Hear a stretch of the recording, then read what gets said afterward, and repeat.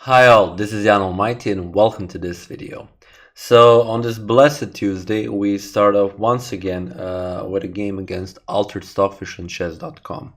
In the last video, considering this topic, I left you with the games between me and level 3 and level 4, and now it's just simply time to move on. So today we start off with computer level 5.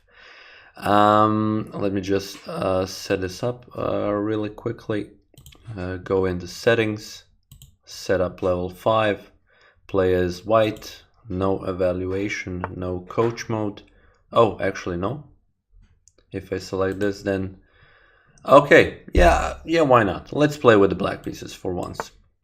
So level 4 did provide some resistance there, but I'm expecting a level 5 which should be a little bit different, but not so much. As you can see, starting with some defensive play here in the Sicilian, I will try to open up the bishop here and try to wreak havoc on this very long diagonal with bishop to g7. If bishop to c5, bishop to b2, which means losing a rook, and Stockfish doesn't fall for it. So now with d6 I'm defending the pawn on c5, and the queen already comes to d2. So already we have some kind of a familiar setup in the Sicilian. And let me start off with an attacking move. So queen to a5 immediately, trying to maybe, do some damage on the queen side, if it is possible. Knight to f3, so still not deciding, well, does he want to go queenside or kingside? So let me play a6. A little behind on the development side, but still nothing too serious. Okay, knight to d5, an excellent move, which does opens up the attack on the queen. If I exchange queens, then the c7 square will be a little bit weak, and the b2 pawn is not free for the taking, not just yet. So let's just bring the queen back, queen to d8, and then we'll plan to play knight to f6. And here, of course, Stockfish tempts me to capture on b2, which then he would play c3, after which my bishop would be, unfortunately for me, lost. So I will have to play knight to f6 instead of that. c3 immediately, and let me just capture simply on d5. Pawn captures and knight to e5. So all of this initial attack here on the a5 square with the queen and everything didn't account to anything. In the end, Stockfish just castled kingside. So let me just do that as well. And here, one thing that I have going for me is that Stockfish does have double pawns here, and let me just simply play b5. That if d4 is played, maybe I can even go d4, with c4. But now he manages very cleverly to avoid that. Bishop to h6, let's bring the bishop back, exchange bishops, and here d4 is on the board. Let me play c4. I do have all of my pawns on light squares, and he has a light square bishop, but this pawn could be a potential, problem for him. So let me start off by playing bishop to b7, attacking. I'm expecting bishop to f3. Oh, okay, not just yet, I guess.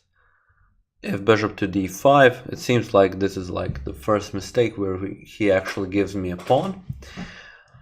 I'm in no hurry. I can actually even capture on h6, queen h6, bishop d5, but there is no reason to do that. There are no checks where he can then capture my bishop, so I will simply capture on d5.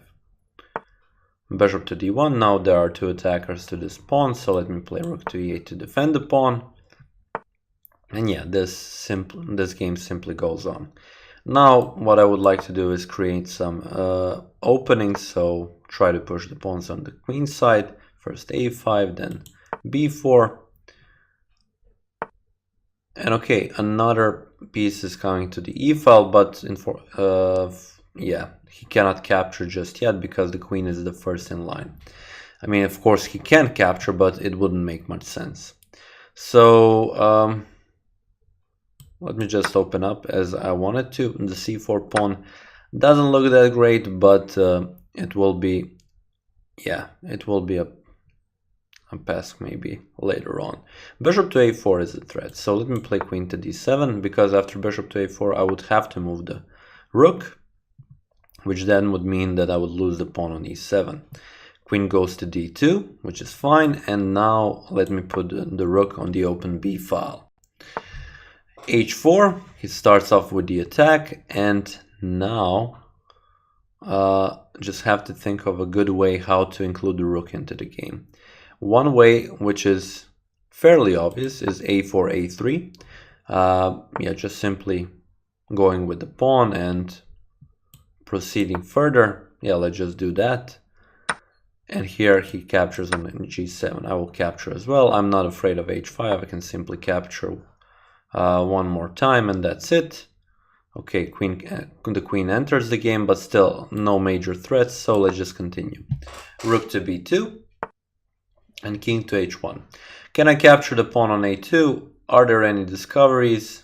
Well, there is this bishop to a4, after which I can probably even capture on e2, bishop d7, rook e1 with check.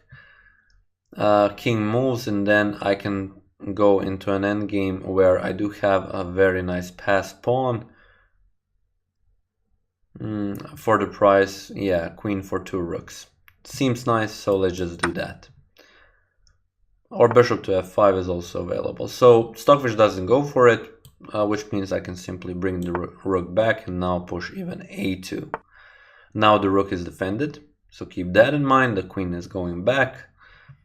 And yeah, maybe, yeah, I can even simply play e6, and now I can include the other rook into the game. Queen goes back to f4. It seems like Stockfish doesn't really have an idea what to play. Let me play rook to a8. Queen to g5, and let's play queen to d8. Offer the exchange of queens, that would benefit me greatly. Okay, h5 is a possibility, but still not much is going on there. Let's play a2. And okay, now the rook is coming here on this side of the board. Now let's play rook to a3, attack this pawn which is undefended, and bishop goes to g6. Okay, with the discovery, if I capture on e2, the bishop can move somewhere with a check. Oh, I see, bishop to d3, and then I lose the rook back. But I have to do that. And now, unfortunately for myself, I've managed to mess up my pawn structure a little bit. And yeah, that was a blunder by me. Now the question is how to proceed here. This seems like a very good pawn, so I don't really want to allow him to take that one. If I capture on c3, rook to a2. So yeah, that is just right. Let me play first rook to a6 to defend this pawn on d6. King goes back, and now I can include the queen into the game through a very nice maneuver, queen to h6 after this. And now queen to f2, or even this. Okay. Now let's play queen to g6, offer the queen exchange, and then go for a better endgame.